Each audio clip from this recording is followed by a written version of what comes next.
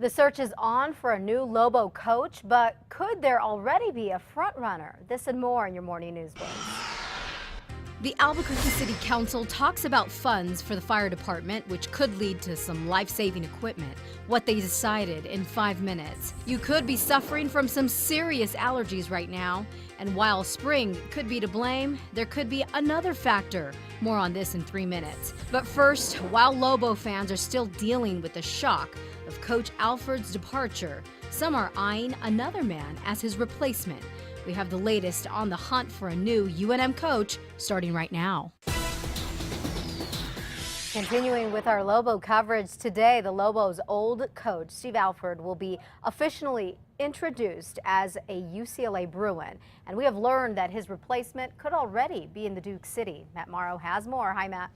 Hey, Elizabeth, you know, this is the one question on every fan's mind right now. Now, let's be clear. We do not know who the next Lobo coach will be, but thousands of fans have one man in mind, interim head coach Craig Neal.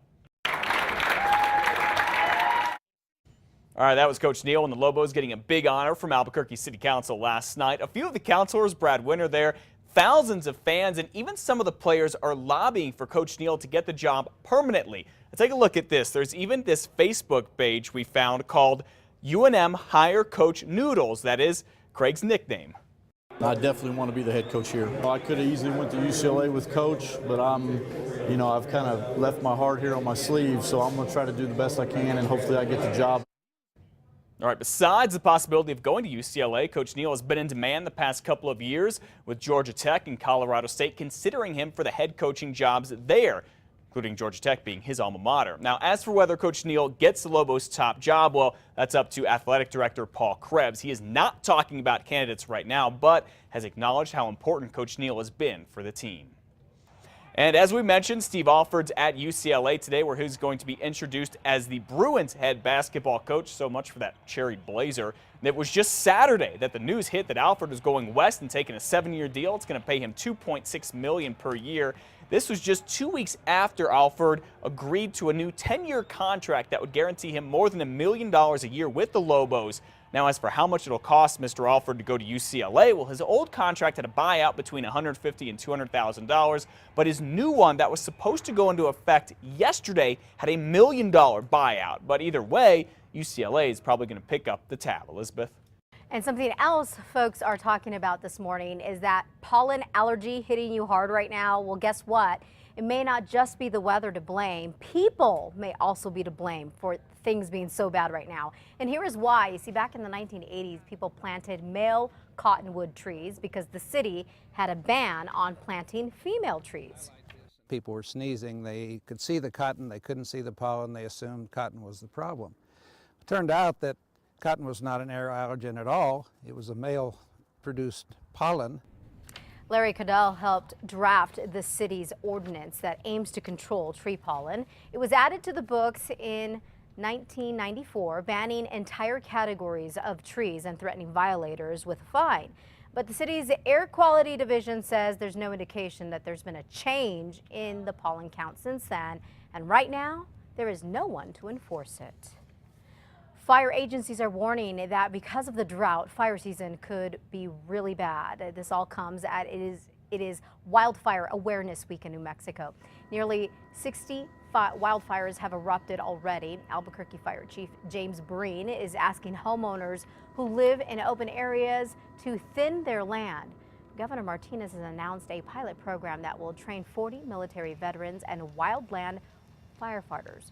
She also signed 3 bills helping firefighters, including one that increases retirement benefits for volunteers. A problematic landlord will be dealing with a new problem this morning, and this one literally stinks. 3.5 gallons of raw sewage per minute has been spewing for 5 days from this apartment complex near I-25 in Gibson, and it is headed toward homes. The apartments are owned by Doug Easton, who you just saw, who we told you about last month when he was trying to rent out a red-tagged apartment. Yesterday, Easton was cited for public nuisance, and he says that the clogged sewer is going to be fixed soon. It's everybody's problem here in the city. It's not just right here on this street. Where is that draining to? Easton says he thought crews fixed the problem last week. He's also promising to make things right with the city and fix that reg tag apartment that we told you about. At least 4 of Albuquerque city councilors agree that the group that polices the police needs to be policed itself, but they still haven't agreed on how. Councilors talked about this in the Police Oversight Commission until very late last night, but decided to put the issue off until at least later this month. Councilors Don Harris and Dan Lewis want to hire an analyst to collect data and revamp the commission, while Councilors Ray Garduno and Brad Winter want to create a task force to independently review the commission.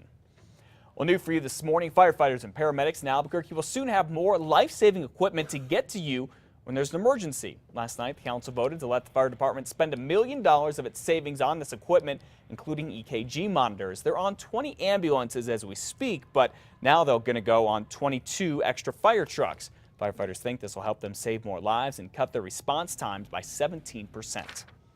The Albuquerque city clerk has confirmed to us that one mayoral candidate has all the campaign cash he's going to get. Democratic challenger Pete Danilli has qualified for $360 grand in public financing. Danilli also submitted well over 3,000 signatures needed to get on the ballot, and so did Republican incumbent Mayor R.J. Berry. His campaign says that they have turned in more than 5,500. Candidates have until the end of the month to submit signatures. Microbreweries are going to get a big break now. Yesterday, the governor signed a bill to let them make up to 15,000 barrels of beer a year without being bumped up to the next tax bracket. Now, before this, they could only make 5,000 barrels for that. Plus, New Mexico's Chili Advertising Act is expanding. It makes chili grown in other states that have Hatch or Chimayo in their name, but puts "not grown in New Mexico" on the label. Well, New Mexico now has a new law to help senior citizens get home safely when they go missing. Governor Susana Martinez signed the Silver Alert bill yesterday that allows the Department of Public Safety to issue alerts when seniors with Alzheimer's or other forms of dementia go missing. The program is just like the one Albuquerque started last year. It goes into effect in July, and I think there are about 30 other states that have similar laws like that to help get people home safely. All right.